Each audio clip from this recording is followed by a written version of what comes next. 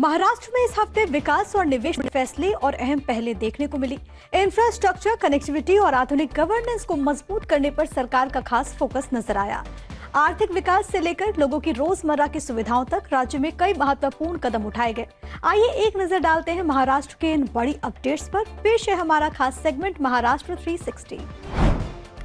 देश की राजधानी दिल्ली में आयोजित CII एनुअल बिजनेस समिट 2026 में महाराष्ट्र की लंबी अवधि की आर्थिक योजना पर खास फोकस देखने को मिला।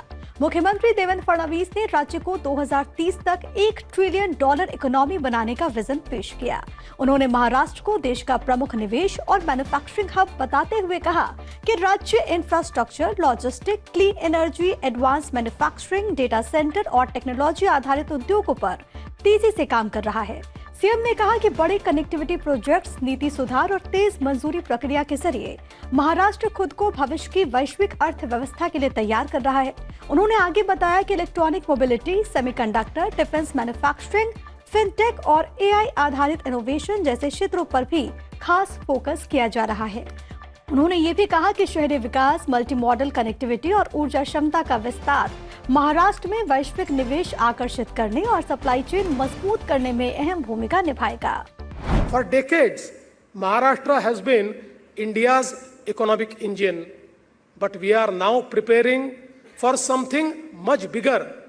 We are preparing Maharashtra for the next era of global economy, an era where economic leadership will be decided by infrastructure, innovation, talent, energy, urbanization, technology, and institutional trust.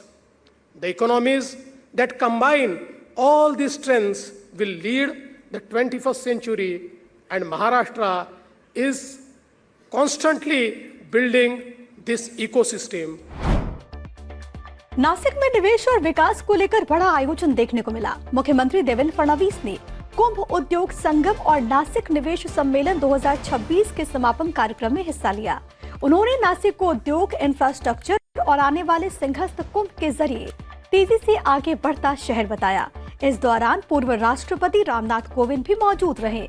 दोनों नेताओं ने ऐतिहासिक कालाराम मंदिर में धर्म ध्वज फहराया और सम्मेलन में लगाए गए उद्योग और प्रदर्शनी स्टॉल का दौरा भी किया।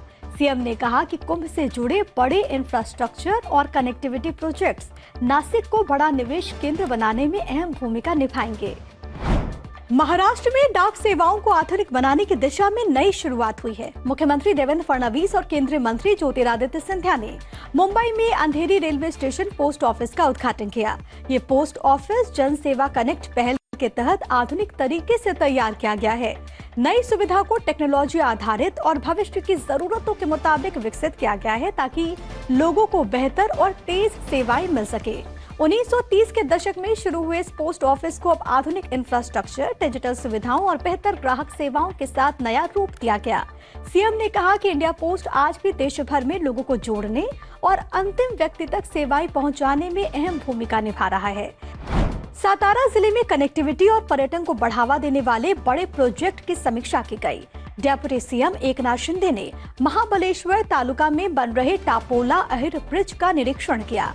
कोयना नदी बेसिन और जावली घाटी में बन रहा ये केबल स्ट्रेट ब्रिज पहाड़ी और जल क्षेत्र से घिरे गांवों को जोड़ने के लिए तैयार किया जा रहा है। डेप्यूटी सीएम ने कहा कि इस प्रोजेक्ट से कोंकण और पश्चिम महाराष्ट्र के बीच कनेक्टिविटी और मजबूत होगी। महाराष्ट्र में फ्यूचर रेडी गवर्नेंस को लेकर टेकवारी 2.0 का आयोजन मंत्रालय में किया गया।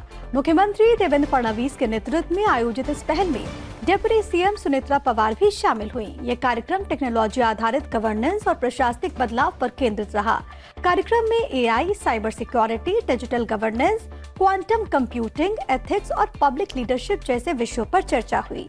इस पहल के जरिए सरकार ने कुशल, आधुनिक और लोगों पर केंद्रित प्रशासन तैयार करने पर जोर दिया। टेकवारी से जुड़े महासाधना अभियान में तकरीबन 9 लाख कर्मचारियों ने हिस्सा लिया। आई गॉट कर्मयोगी प्लेटफॉर्म पर लगभग 35 लाख लर्निंग घंटे पूरे किए गए।